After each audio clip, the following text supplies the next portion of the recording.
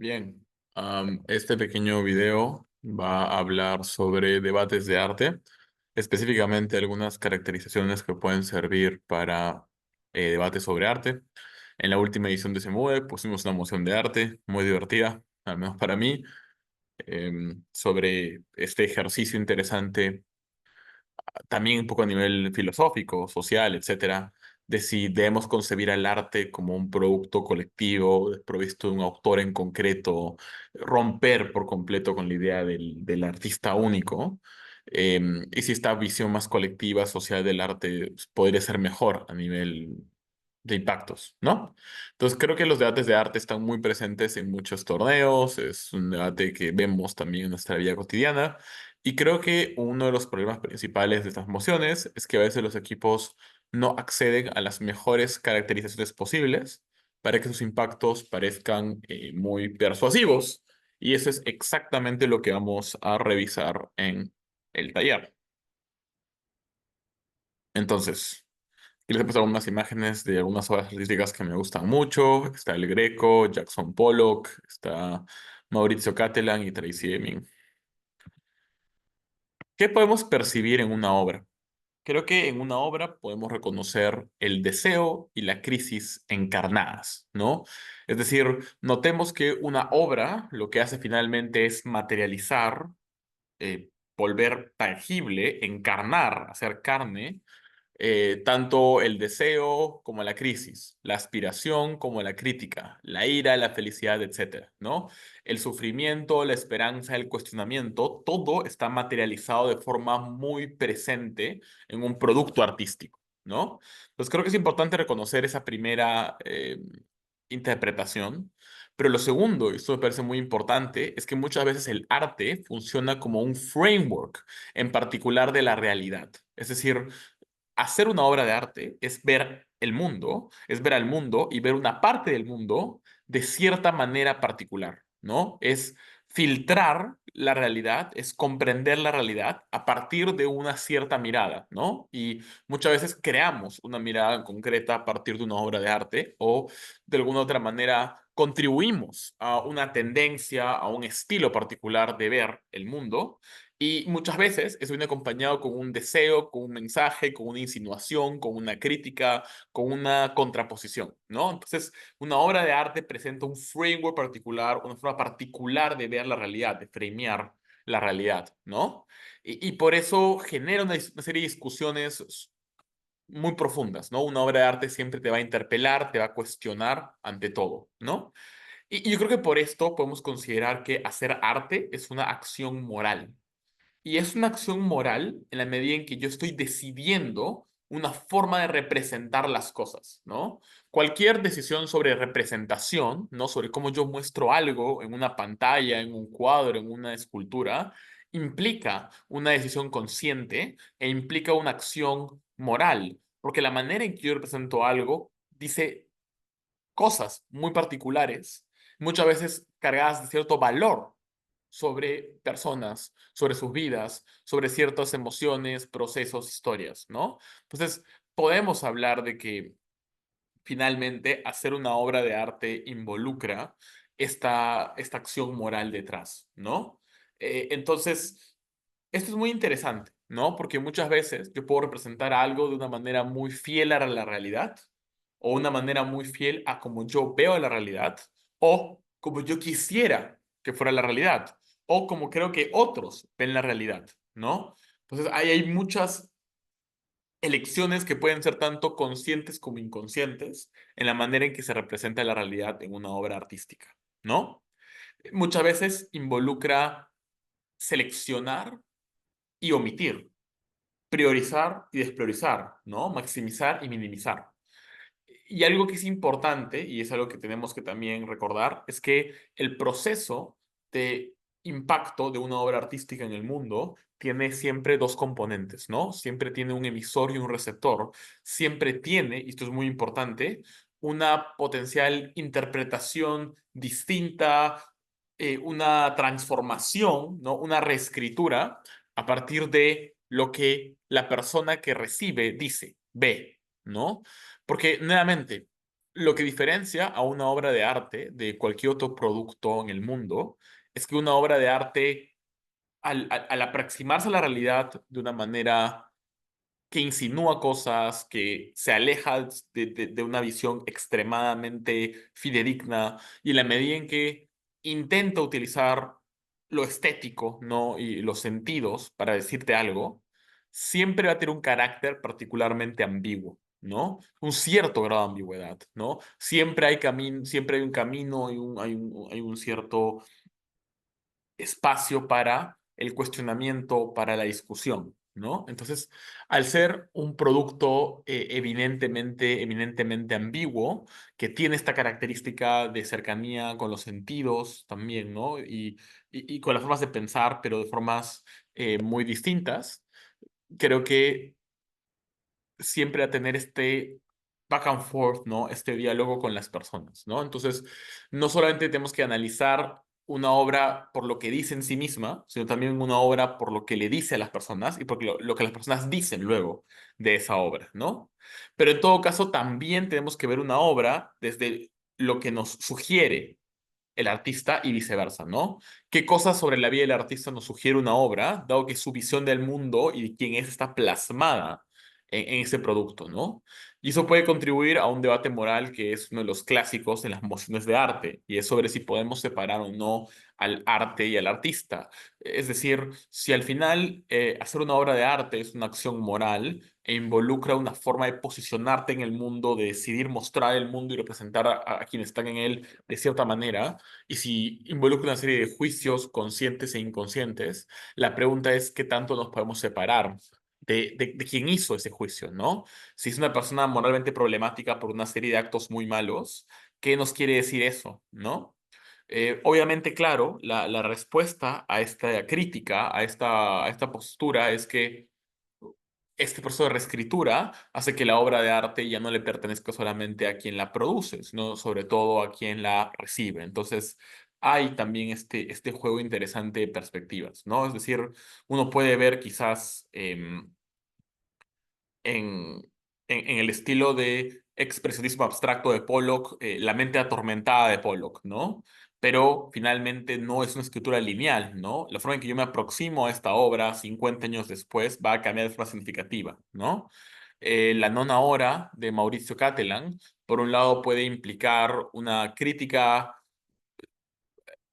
muy dura al catolicismo, pero también puede leerse como la imposición de la ciencia sobre la religión, ¿no? La ciencia, lo natural, lo biológico en el meteorito sobre la religión. O también puede representar la crisis de la antigua iglesia y el nacimiento de una nueva iglesia, ¿no? Es decir, hay mucha amplitud, ¿no? Incluso la cama de Tracy Emin, que representa, según ella, su depresión, puede sugerir muchas cosas, ¿no? La cama está vacía, lo que significa que alguien salió de la cama, alguien consiguió superar esa cama, pero los rastros de la depresión se mantienen muy presentes en la superficie, ¿no? Entonces, es un diálogo siempre permanente. ¿Cómo caracterizar al artista, no? Hay una serie de incentivos. Creo que todos pueden estar en el mismo individuo, pero los grados y los matices van a ser importantes, ¿no? Porque muchas veces pueden llegar a ser incentivos contradictorios, ¿no? Por un lado, yo como artista quiero reconocimiento, ¿no? Quiero ser reconocido por otros artistas y por mí mismo, ¿no? Muchas veces quiero ser políticamente relevante, ¿no? Quiero que mi historia genere un cambio político, ¿no? Quiero también ser económicamente exitoso, ¿no? Y como conseguir rédito económico y no solamente sobrevivir, sino estar bien y tener mucho dinero. También es algo que la gente puede tener. Por eso los artistas venden sus obras a gran cantidad de dinero.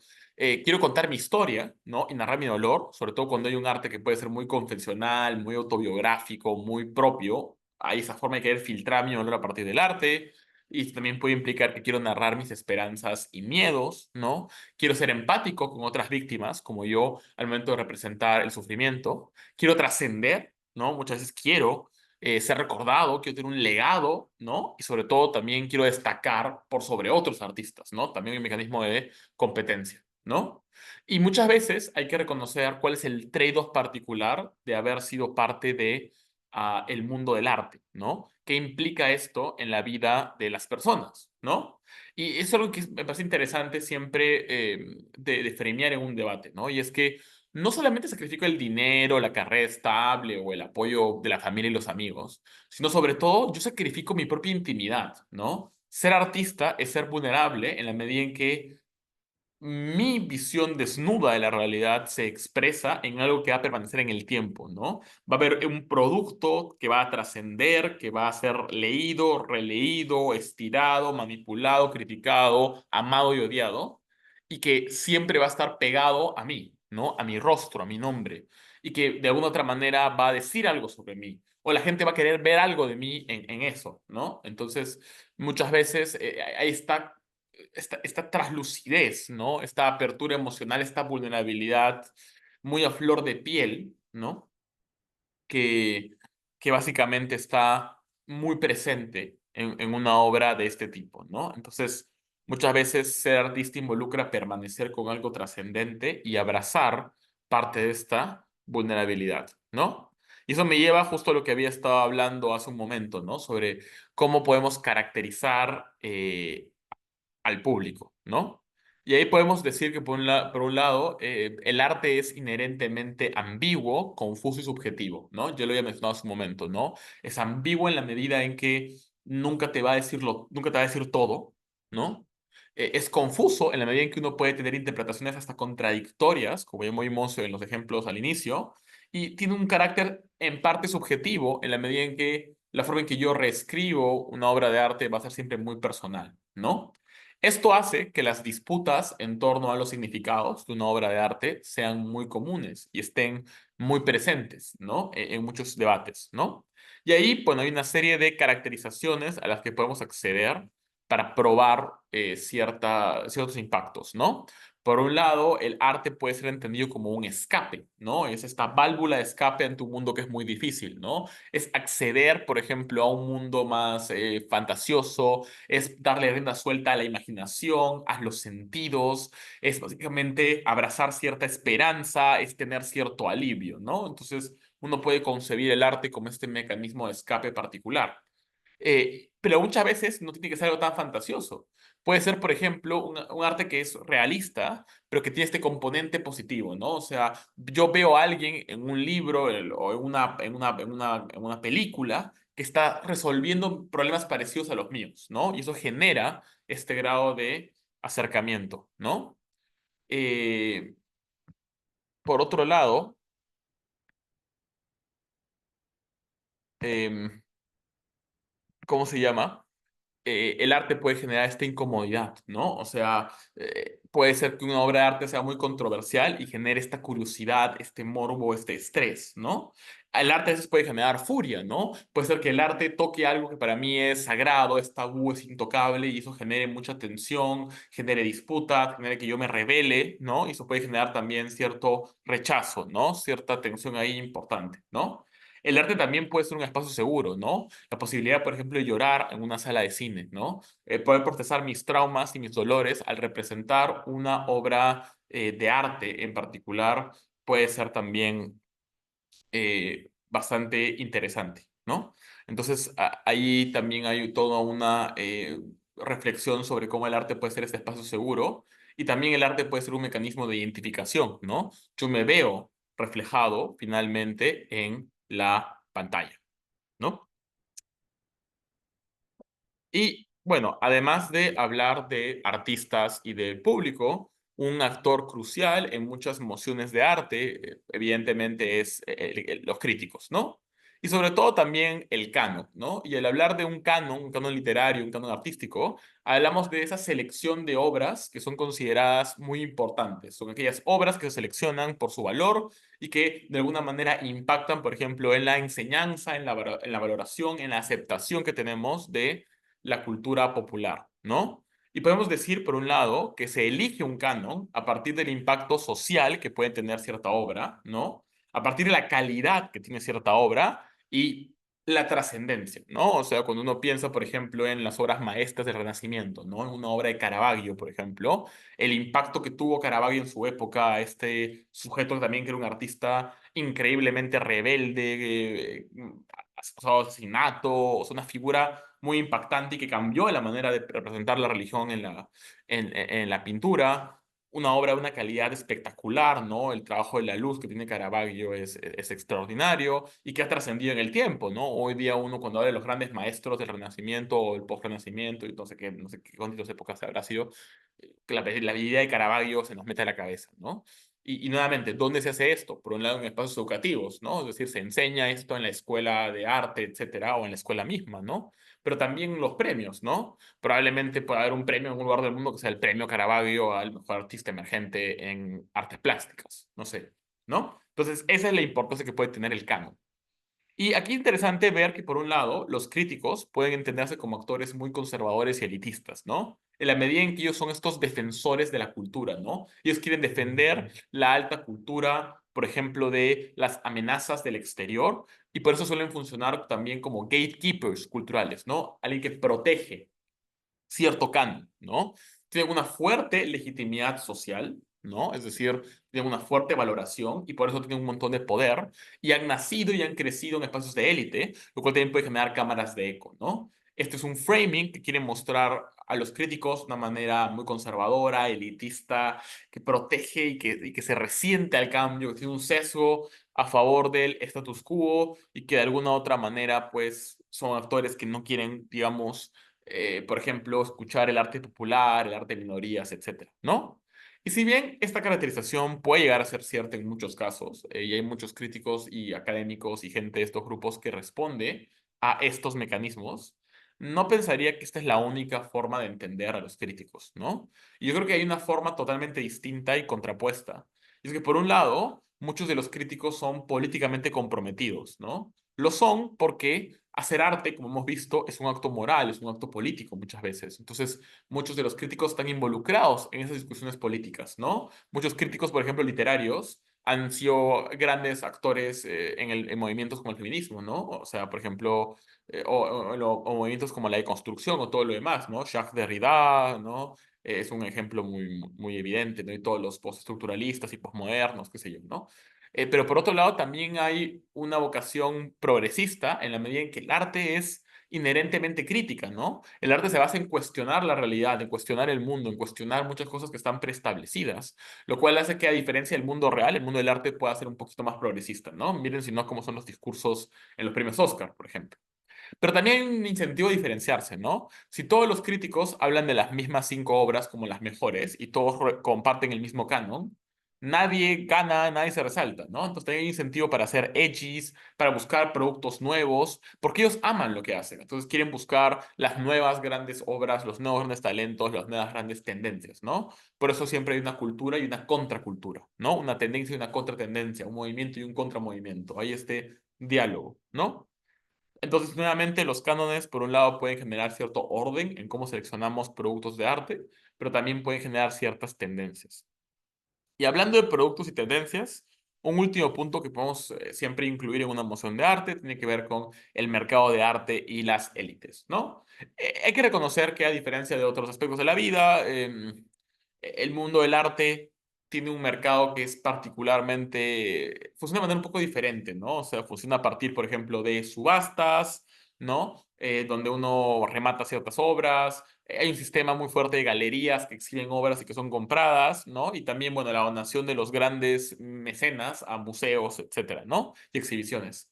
Entonces, el mercado del arte tiene un importante control y puede establecer muchas tendencias, ¿no? Es decir, lo que hoy día valoramos y compramos por cientos de millones de dólares, parte de lo que los grandes super ricos pueden básicamente comprar, lo que deciden comprar y la tendencia que deciden establecer, ¿no? Por otro lado, muchas obras de arte sabemos que hoy día se privatizan y ciertas preferencias artísticas ya no dependen solamente de las personas promedio, ¿no? Porque al final el gran comercio del arte hoy en día no se hace a partir de pequeños consumidores, sino a partir de estos grandes mecenas, ¿no? Obviamente cuando hablamos del arte más popular, no sé, la música pop, el cine Hollywood, obviamente ahí es diferente, ¿no? Pero cuando hablamos de las artes plásticas, la alta cultura, etcétera, es ahí donde este círculo se hace más importante, ¿no? Y en muchas medidas recordemos que hay este incentivo de la gente más poderosa a aumentar su capital cultural, ¿no? O sea, este valor social, este valor cultural, este valor, esta legitimidad, a partir de qué tanto tienes, ¿no? A partir de qué tanto tienes diferentes ámbitos. En este caso es qué tanta alta cultura tienes, qué tan culto, tan refinado, tan artístico, tan conocedor, tan cercano a las artes eres, ¿no? Y se promueve esta idea de que hay que cultivar nuevamente este culto al arte. Pues ahí está, hablando de críticos, de la élite, del público, del artista y de la obra, es que damos con algunas caracterizaciones centrales para entender qué implica el mundo del arte. Así que ojalá les haya gustado el taller. Cuídense.